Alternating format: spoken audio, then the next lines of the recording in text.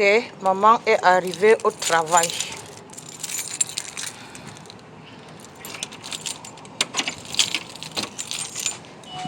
Maman est arrivée au travail, oh. Et la lumière. On ouvre les blinds. Ça, c'est une routine qu'il faut connaître tous les matins, hein.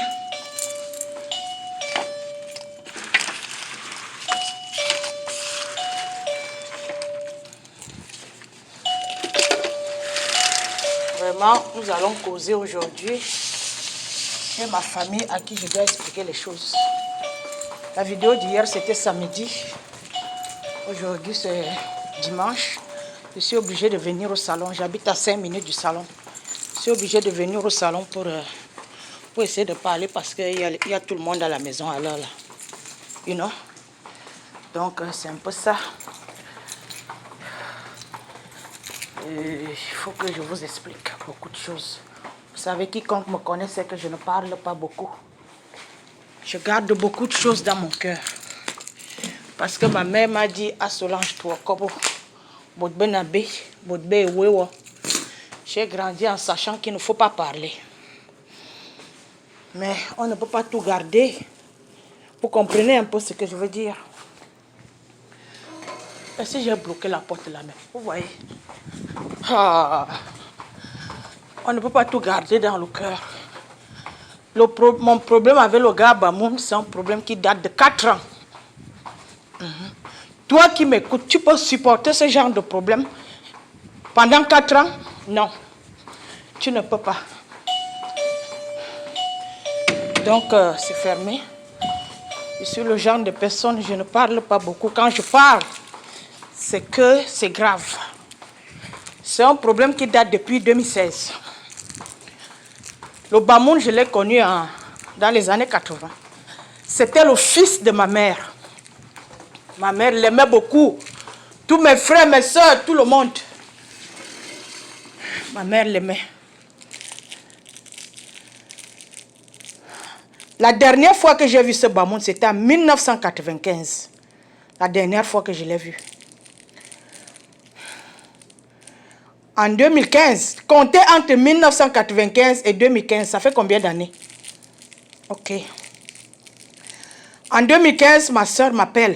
Je suis assise au salon en train de travailler. Ma grande soeur m'appelle. Elle me dit, Solo, le gars Bamoun là, je prie Dieu que je ne sorte pas le nom. Parce que mon avocat m'a dit de ne pas sortir son nom. You know? Mais j'ai tellement envie de dire son nom parce que moi, je n'ai rien à cacher. Vous comprenez un peu? Mais mon avocat me dit, ne sors pas son nom. Les Bamoun sont des personnes machiavéliques, méchantes. Moi, je ne le savais pas. Il m'a dit, ne sors pas le nom de cet homme. Donc, j'espère qu'au courant, pendant que je vais parler, je ne vais pas sortir son nom. Elle me dit, le gars là te cherche. Je dis, ah, il me cherche pourquoi? Il est marié, je suis marié. Il y a quoi, non? Je dis, pardon, quitte là-bas avec ça. Ma grande soeur revient, je l'aime beaucoup, j'aime ma famille, j'aime mes amis, j'aime tout le monde. Elle me dit, le gars là insiste, il dit qu'il veut vraiment te parler. Je dis, ok. Bref, l'histoire est tellement longue. Si elle me met à parler, le téléphone, il va s'arrêter. Bref, le gars entre en contact avec moi. Pour couper l'histoire courte, ma mère est morte. Et je n'étais pas au deuil de ma mère. Vous voyez un peu.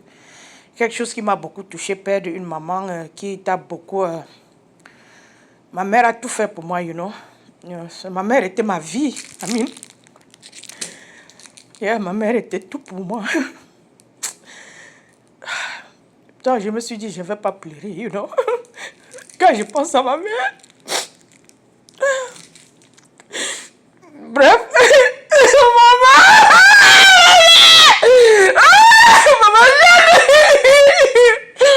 Excusez-moi, ma mère était tout pour moi. Maman Jeanne, je n'arrive pas à me retenir. Pardonnez-moi, maman Jeanne.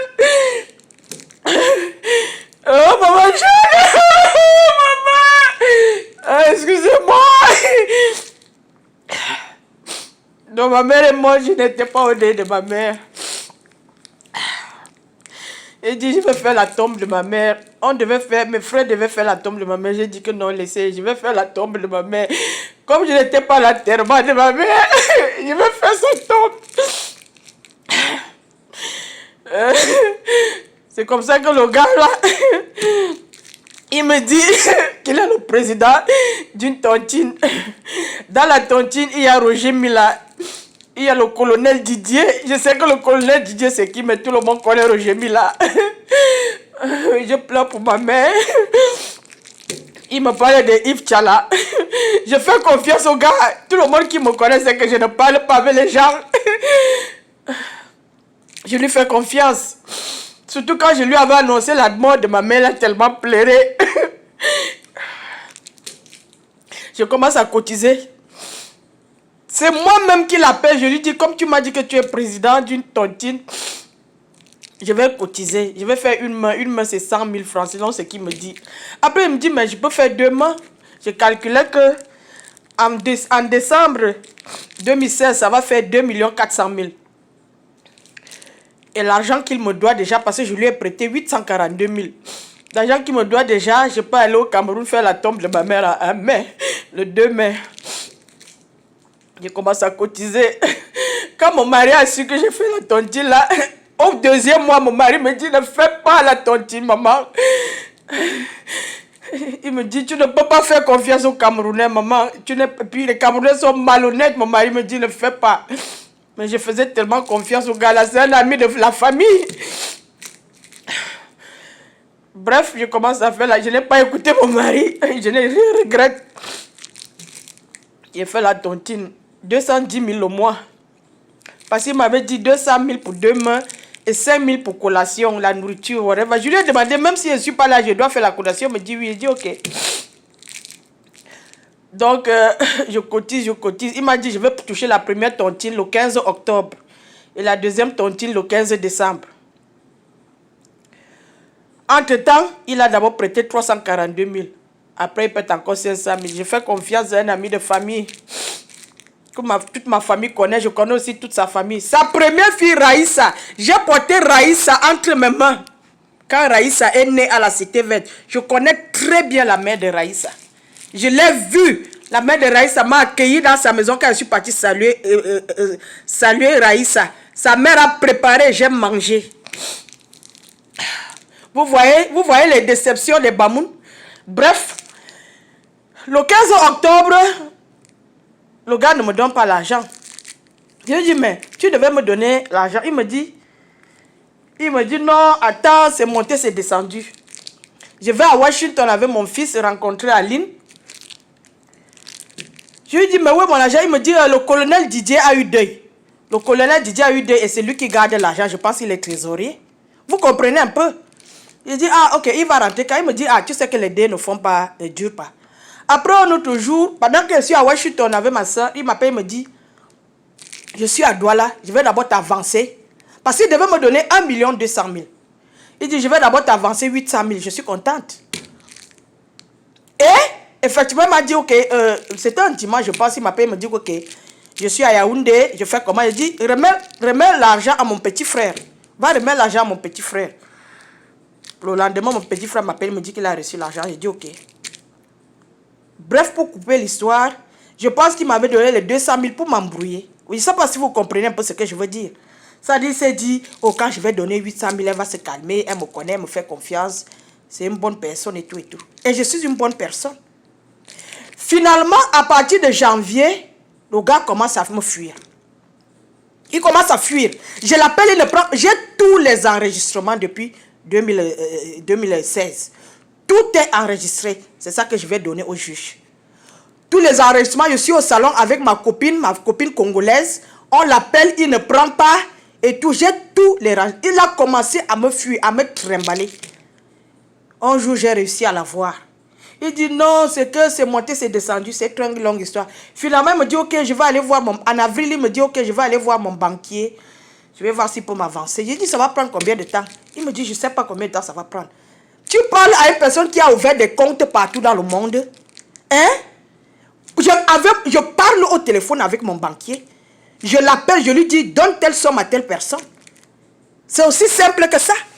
Tu veux mentir? C'est donc en avril 2017 que j'ai compris que c'est un voleur, c'est un bandit, c'est un menteur. Je le cherche maintenant, je ne le trouve pas. Maintenant, je vais donc dans Facebook. Je le trouve là-bas dans Facebook. J'entre dans Messenger, je lui envoie le message. Parce que c'est au moins 80 messages. Mes échanges entre lui et moi. Je vais print. Comment on appelle print en français? Je vais photocopier tout ça là. Vous allez voir parce que ça va être in the open. Oui. Je vais print tout ça. Vous allez voir nos messageries. À quelle heure j'ai envoyé tel message? J'ai dit bonjour. Je t'envoie le message, tu ne réponds pas. La technologie ne ment pas. Quand tu envoies le message à quelqu'un dans Messenger, quand il lit, tu vois comment il lit. Parce que la tête de son truc là descend. Il lit mon message, il ne répond pas. Je dis, tu ne réponds plus à mes messages. C'est comme ça que je contacte sa fille. Sa première fille, Raïssa. Je contacte sa deuxième fille, Kevin. Je leur explique le problème. Parce qu'il y a les gens, les Africains sont des ignorants. Il y a les gens qui font les choses, ils ne se souviennent pas que, oh, parce que si tu es bête, ne pense pas que tout le monde est bête. Je ne sais pas, vous comprenez un peu. J'ai expliqué le problème à ses filles. Le lendemain, je me réveille, m'a laissé 15 messages. Comment elle va appeler l'ambassade des États-Unis? Comment elle va me créer les problèmes? C'est monté, c'est descendu. Voilà quelqu'un qui était supposé être un ami d'enfance, que toute ma famille connaît. Quelqu'un qui est venu me supplier pour que je l'aide. Non seulement je lui prête 842 000, mais les 2 400 000 que moi je vais avoir comme mon argent, non seulement il vole les 842 000, il vole tout l'argent de la tombe de ma mère, il vole l'argent de mon petit frère. C'est-à-dire, les choses que j'ai à raconter, vous ne pouvez pas imaginer. C'est une longue histoire, j'essaie seulement d'abréger, je pense, c'est ce qu'on dit en français. Parce que j'ai écrit un livre à propos de cette histoire. Ce livre commence en 1987. Je crois 86 ou 87, là où j'ai connu ce gars Bamoun. Quand je suis devenue une activiste, pourquoi? C'est pour informer les femmes, pour sensibiliser les femmes, parce que les femmes sont naïves, les femmes sont généreuses. Une bandite ne peut pas tomber dans le piège que le gars Bamoun m'a tendu. C'est parce que je suis une femme de bonne famille. Je suis une personne généreuse. Je suis une personne de bonne moralité. Et quand tu es une personne de bonne moralité, les bandits vont t'abuser. Ce que ce gars a fait. Il m'insulte. Il m'appelle sale pute. Bref, là où je suis là, c'est un problème de non-retour. Dans ma plainte, j'ai mis le nom de Roger Mila. J'ai mis le nom du colonel Didier, j'ai mis Yves Tchala. Lui-même, il va expliquer au juge et à ces gens pourquoi les noms de ces autorités que je respecte. Parce qu'un colonel, c'est quelqu'un que moi je respecte. Je ne sais pas qui est le colonel Didier parce que ça se passe en 2016. Je sais que le colonel Didier, c'est quand j'ai quitté le Cameroun, il y a longtemps. Roger Mila, tout le monde le connaît. Il va dire à ces gens pourquoi leurs noms sont sur ma plainte. Ils vont s'expliquer là-bas. Ça, c'est la deuxième épisode. La troisième épisode arrive. Parce que ce n'est pas seulement le nom de ces 3 personnes. Il y a plusieurs noms. Vous voyez jusqu'où un ami va pour voler sa personne. Et quand il m'a avoué que, ouais, Solo, j'ai utilisé l'argent là. Est-ce que je me suis fâché? Je ne me suis pas fâché. Je suis une chrétienne, une vraie. Je ne suis pas les fausses chrétiennes qui vont à l'église tous les jours avec la Bible à main. Chez nous, les vrais chrétiens, il y a le pardon, il y a l'amour, il y a la tolérance, il y a la générosité. Quand il m'a avoué qu'il a dépensé cet argent, parce que finalement, il m'avoue, j'ai dit, ouais, il n'y a pas de problème. Mais j'ai déjà fait un programme. Je dois aller faire la tombe de ma mère. Il me faut cet argent. Je ne suis qu'une coiffeuse. Je coiffe, je suis payée au jour le jour. Pour qu'une coiffeuse atteigne 1 million, il faut qu'elle fasse des économies. Parce que ici, là, j'ai aussi des factures à payer. Hein? Je peux avoir 2 000 $ aujourd'hui qui font 1 million de francs CFA. Mais je ne peux pas dire que j'ai 1 million. Non, puisque je dois dépenser ça ici. J'ai des factures à payer. Parce qu'il y a les gens en Afrique qui pensent qu'on ramasse l'argent ici. Moi, voici assise ici dans le salon de coiffure. Moi, voici ici. Je suis venu attendre les clients. Corona est en train de nous menacer ici aux États-Unis, menacer de mort. Mais je prends le temps, je viens. Une cliente va arriver, je ne sais pas quand. Parce qu'aujourd'hui, je n'ai pas rendez-vous. Je ne pouvais pas faire cette vidéo à la maison. Mais si une cliente entre là maintenant, je vais faire sa tête. Hein? Vous êtes assis là-bas en Afrique en train de storker de l'argent aux gens. Hein? En train de voler de l'argent aux gens. Vous pensez qu'on ramasse l'argent ici? On ne ramasse pas l'argent ici. Non, non, non, on ne ramasse pas l'argent. Nous travaillons ici. Nous travaillons ici pour vivre. Donc quand on envoie l'argent au Cameroun, c'est des sacrifices. Vous ne travaillez pas pourquoi au Cameroun? Il y a des gens qui travaillent au Cameroun. Il y a des femmes qui sont assises dans des maisons en train de se moquer de Bayam Salam. La Bayam Salam se lève tous les matins, elle va vendre ses plantains au marché. Je respecte une Bayam Salam plus qu'une femme qui est à l'aise avec son mari, qui sait seulement laver ses fesses. Une femme doit travailler. Vos maris sont maintenant en prison, ils sont devenus des pédés, des voleurs, des bandits, des menteurs. Voici un père de famille que je vais mettre en prison. Est-ce que c'est normal? C'est un père de famille. Il a un fils, son fils, le dernier fils qui est albinos là. Cet enfant a besoin de son père. Hein? Même cette femme consommatrice a besoin de son mari. Même son premier fils, que je ne vais pas citer le nom ici. Est-ce que c'est normal que je mette un père de famille en prison? C'est pas normal. C'est pour ça que depuis 2017, j'ai hésité. Ce problème était entre les mains d'un procureur. Mais mon propre mari m'a dit, laisse, le gars là va te rembourser l'argent. Et jusqu'à aujourd'hui, il est assis sur son cul blessé là-bas au Cameroun, parce que vous êtes devenus les pédés là-bas au Cameroun. Vous vous faites sodomiser par les hommes pour manger. Et il me manque de respect sur mon argent. Hein? Est-ce que c'est normal? Ce n'est pas normal. Pour moi, ce n'est pas normal que je mette un père de famille en prison. Parce que j'ai un mari. Je n'aimerais pas que mon mari soit dans ce genre de situation. Mais ce gars Bamoun me manque du respect. Il connaît très bien ma famille. Il connaît très bien mon grand frère. Il sait là où mon grand frère travaille. Pourquoi ne pas aller voir Serge et expliquer à Serge le problème qui se passe? Parce que tu as insulté la tombe de notre maman. La seule personne que nous avions au monde, notre mère, qui a travaillé pendant des années pour nous élever. Hein? C'est comme ça que vous êtes au Cameroun? Vous manquez de respect aux gens à cause du vol? Tu m'as exposé tes problèmes, je t'ai prêté de l'argent. Même si tu ne me rembourses pas, il n'y a pas de problème. Mais l'argent de la tombe de ma mère, tu voles tout cet argent. Et tu veux m'insulter. Pourquoi? Parce que tu comptes sur les petits marabouts de Fumban. Pourquoi tu es réduit maintenant au vol et à la mendicité? Pourquoi les marabouts là ne te font pas avoir l'argent? Si les marabouts là sont très forts, pourquoi ta mère est morte? Pourquoi ton père est mort? Pourquoi les Bamoun meurent? Hein? Mais qu'est-ce que c'est que ça? Vous manquez de respect aux gens et vous pensez qu'on va se taire tout le temps? On ne peut pas se taire tout le temps. On ne peut pas. Il ne faut pas exagérer. Vous comprenez un peu? Ce n'est pas parce que je suis généreuse que n'importe quel abruti va venir me parler. Tu peux me parler toi? Tu m'appelles sale pute? Tu peux me parler toi? J'ai déjà fait 18 ans avec mon mari. Je n'ai jamais triché. Aucun homme ne m'a jamais touché. Et tu vas m'appeler sale pute? De quel droit tu m'appelles sale pute sur mon argent? Tu as tes filles en Europe, Raïs et l'autre. Pourquoi elle ne travaille pas pour t'aider? Tu es réduit maintenant au vol et à la mendicité. Why don't you work? Quand mes frères partaient à l'école à la cité verte, tu étais où? Tu courais derrière les femmes, au point de faire 6 enfants avec 6 femmes. Espèce de prostituée, espèce de saleté. Hein? Espèce de sang caleçon de la République. Tu ne sais pas là où on vend les condoms? Tu as passé tout ton temps à coucher avec les femmes au Cameroun pendant que mes frères partaient à l'école. Le dernier de mes frères a 2 licences. Et tu le connais très bien. Il y a des maîtrises, des doctorats dans ma famille. Avec une pauvre maman. Tu étais plus à l'aise que moi à la cité verte. J'étais pauvre à la cité verte avec ma mère et mes frères et sœurs. Nous habitions dans un petit appartement. Toi, tu habitais une villa avec ta maman. Tu n'es pas allé à l'école, pourquoi? Ce n'est pas l'argent qui a manqué à ta mère pour payer tes études. C'est toi qui as refusé l'école. Parce que tu pensais que les fesses des femmes vont te donner de l'argent. Aujourd'hui, tu marches avec le nom de Chantal ici dans ta bouche. Tu marches avec le nom de Marie-Claire Dissamba dans ta bouche.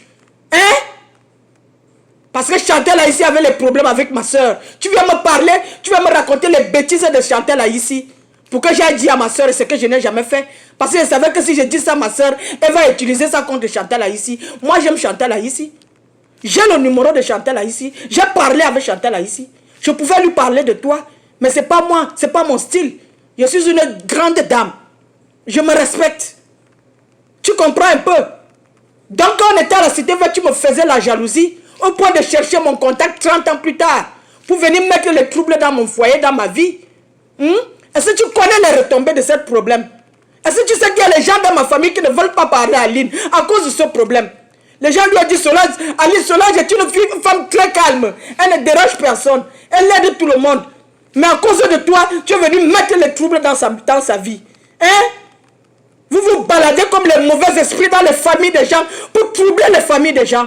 Ce n'est pas normal. Je t'ai aidé en tant que frère. Hein? Tu dis que tu vas appeler l'ambassade des États-Unis pour dire quoi? Toutes ces années que j'ai passées ici, même le ticket pour l'envoi, je n'ai jamais eu. Mon casier judiciaire est propre, clair comme la neige. Je ne suis pas une criminelle. I'm a working girl. Je travaille, je paie mes taxes, motherfucker. Tu sais comment on travaille, toi? Bitch ass motherfucker. Tu sais comment on travaille? Dis à ta femme d'aller travailler. Qu'elle a aussi posé ses fesses sur une chaise. Et coiffée. J'ai ma belle soeur Florence qui coiffe depuis plus de 20 ans à Yaoundé. Oui. Elle coiffe. Ta femme ne coiffe pas pourquoi? Pourquoi ta femme ne va pas vendre la nourriture au marché? Pour soutenir sa famille. Hein? Vous êtes assis au Cameroun en train de storker de l'argent aux benguistes. Vous êtes assis au Cameroun en train de voler. En train de mentir. Même quand on vous aide, vous ne reconnaissez pas l'aide. Hein? Ça te coûte quoi de t'excuser auprès de notre grand frère? Tu connais très bien Serge. Serge a perdu sa mère. On doit faire la tombe de la mère de Serge. Et Tintin a volé cet argent. Pourquoi ne pas appeler Serge et dire à Serge, je m'excuse? Parce que c'est Serge qui reste le responsable de notre maison. Tu allais t'asseoir sur ton cul parce que tu comptes sur les marabouts Bamoun qui vont me fermer la bouche. Qui peut me fermer la bouche, Tintin? Qui peut me fermer la bouche? Je t'ai dit que même la justice divine est contre toi. Parce que tu as volé l'argent du tombe d'une matriarche. Tu connais très bien ma mère. Ta famille était plus à l'aise que ma famille. Donc tu es venu prendre mon contact pour me voler. Parce que tu me fais la jalousie. Je suis arrivé aux États-Unis par hasard. Je travaille. I'm working. Je ne suis pas assis sur mes fesses qu'un homme va s'occuper de moi. Je travaille, tu le sais. Je parlais souvent avec toi. Je suis toujours au salon en train de tresser. De tresser. C'est pas normal. Je reviendrai.